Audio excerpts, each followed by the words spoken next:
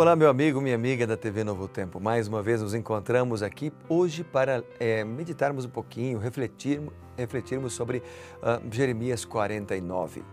Então nós vamos orar agora para que Deus nos dê sabedoria, para que a gente compreenda a palavra de Deus, lendo hoje Jeremias 49.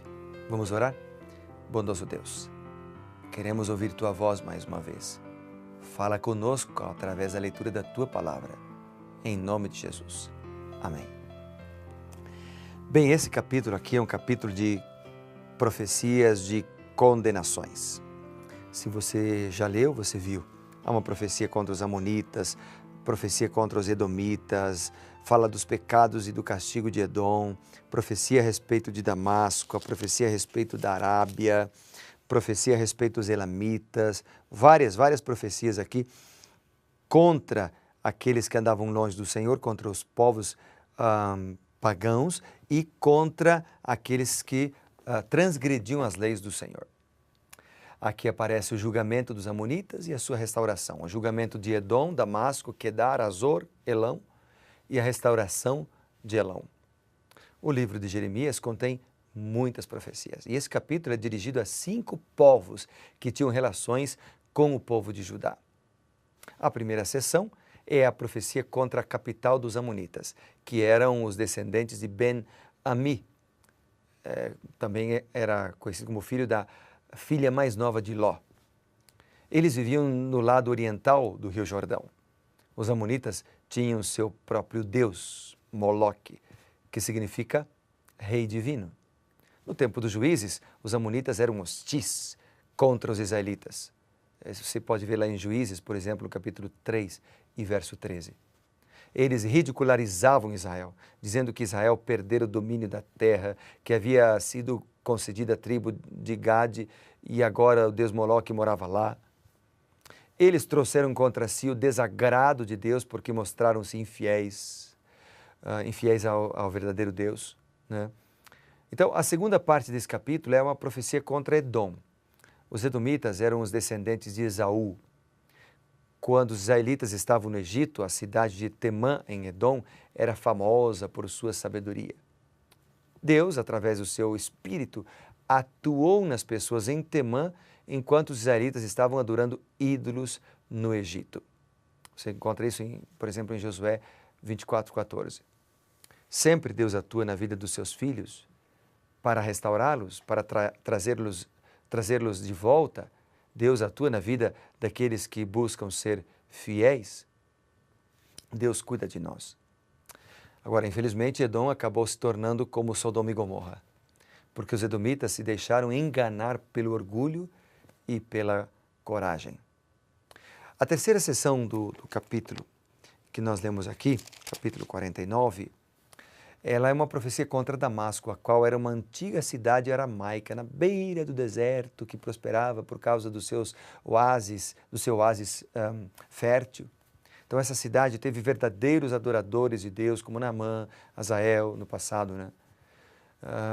Mas como eles haviam abandonado o verdadeiro Deus, essa cidade, também conhecida como cidade de alegria, ela seria abandonada.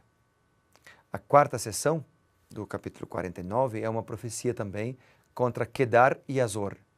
Quedar era filho de Ismael, Gênesis 25 apresenta isso. A tribo de Quedar era famosa por suas ovelhas e seus arqueiros hábeis, Isaías 21 apresenta. No tempo dos juízes, Israel não foi capaz de conquistar a forte cidade cananita de Azor, provavelmente também era ismaelita.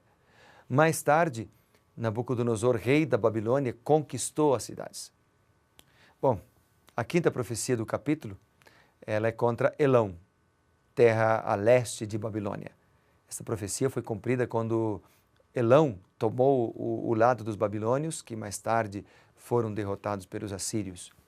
Então, veja, se os elamitas tivessem se arrependido, Deus os teria restaurado, Deus os teria abençoado com prosperidade. Você sabe que todas as profecias de condenação, todas as profecias de juízo, não só de Jeremias, mas da Bíblia como um todo, elas são condicionais, ou talvez a maioria delas. porque a profecia, por exemplo, da destruição dos ímpios na volta de Cristo, essa não é condicional, porque ela apresenta um período no futuro quando Jesus virá e tudo já se decidiu. Ou seja, o tempo de oportunidade para que os ímpios tomem a sua decisão, se arrependam de seus pecados, já foi dado. Então, quando Jesus voltar, ele virá para executar apenas a pena. Mas as profecias dadas pelos profetas, de maneira geral, eram condicionais.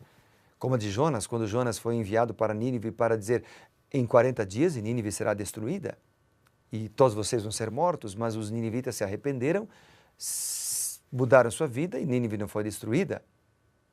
Então Deus apresenta profecias através de Jeremias para os povos e veja, sempre quando Deus fala uma profecia ou apresenta uma destruição, uma profecia de destruição, na verdade, ele está apresentando por trás, o background, aquilo que vai por trás, o pano de fundo, é um apelo de Deus, um clamor de Deus para o arrependimento. Então, naquela época, Deus queria que as pessoas individualmente e como um povo se arrependessem e que retornassem para Deus. Deus tem o mesmo desejo para nós hoje. Você lembra?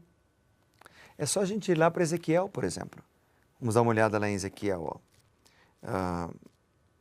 Ezequiel apresenta de maneira clara isso. O desejo de Deus não é que seus filhos se percam. O desejo de Deus é que seus filhos se convertam. E converter-se tem a ver com mudança de vida. Não com mudança de igrejas, mas mudança de vida, mudança de rumo. Então veja o que diz aqui Ezequiel 18, verso 23. Diz a Bíblia, acaso tenho eu prazer na morte do perverso? Diz o Senhor Deus. É o mesmo Deus que inspirou Ezequiel, inspirou Jeremias. Ele diz, não, eu desejo antes que ele se converta dos seus maus caminhos e viva. E quando a gente lê ainda no verso 32, diz assim, porque não tenho prazer na morte de ninguém, diz o Senhor Deus. Portanto, convertei-vos e vivei. Então, quando a gente volta agora aqui para Jeremias capítulo 49, encontra tantas profecias a respeito dos edomitas, amonitas e tal, profecias de condenação, na verdade, é um apelo de Deus para a conversão. O versículo, por exemplo, 14, diz assim, ouvi novas da parte do Senhor, um mensageiro foi enviado às nações para lhe dizer, ajuntai-vos e vinde contra ela, levantai-vos para a guerra. Deus está dizendo, olha, vai haver guerra, vai haver destruição, se vocês não mudarem de vida, se vocês não se arrependerem. Cada verso aqui possui neles mesmo uma mensagem de esperança, uma mensagem de apelo de Deus. Por exemplo, verso 23, a respeito de Damasco, envergonhou-se Ramate, Arpade, tendo ouvido más novas, cambaleiam, são como o mar agitado, não se pode sossegar, enfraquecida está Damasco, virou as costas para fugir e tremor a tomou, angústia e dores a tomaram como da que está de parto, como está abandonada a famosa cidade, a cidade do meu folguedo. Portanto, cairão os seus jovens nas suas praças, todos os homens de guerra serão reduzidos a silêncio naquele dia, diz o Senhor dos Exércitos. Acenderei fogo dentro do muro de Damasco, o qual consumirá seus palácios, os palácios de Ben-Hadad. Deus está enviando uma mensagem. Você será destruída, Damasco. Como enviou através de Jonas a mensagem para Nínive. Em 40 dias, Nínive será destruída. O que Deus está dizendo é, arrependam-se. Mude de vida, não tenho prazer na morte do perverso. Não tenho prazer. Meu prazer é que você se converta, mude de vida e viva. E assim toda a mensagem do capítulo, todos os textos do capítulo 49, eles trabalham assim. Por isso eu quero terminar lendo os últimos versos do capítulo 49. Veja o que diz a Bíblia aqui. É uma profecia aqui agora a respeito dos elamitas. No final diz, farei vir sobre os elamitas o mal, o brasume da minha ira. Diz o Senhor, enviarei após eles a espada, até que venha consumi-los. O que os elamitas poderiam dizer era, Senhor, nos arrependemos de nossos pecados, queremos mudar de vida. Por favor, atue poderosamente e mude a sorte de nosso povo.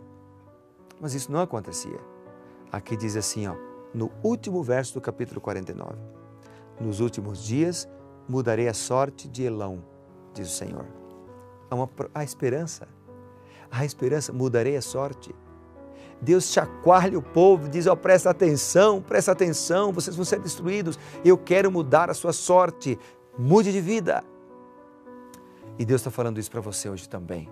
Deus quer mudar o teu destino, Deus quer mudar a tua vida, Deus quer mudar a tua sorte, Deus quer mudar os teus caminhos, quer te abençoar, querido. Agora, você tem que tomar uma decisão, a decisão de entregar-se ao Senhor, a decisão de converter-se, a decisão de buscar a Deus e a decisão de confessar seus pecados e entregar tudo o que você é e tem ao Senhor Jesus.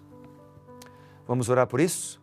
Bondoso Deus, por favor, acompanha-nos, guia a nossa vida, os nossos pés, tudo o que temos e somos, porque nós queremos ser transformados por Ti. Perdoa os nossos pecados e conduza aos nossos caminhos, nossa vida, pois nós oramos em nome de Jesus. Amém. Que Deus te abençoe e lembre-se, seja reavivado, querido, por Sua palavra. Até mais.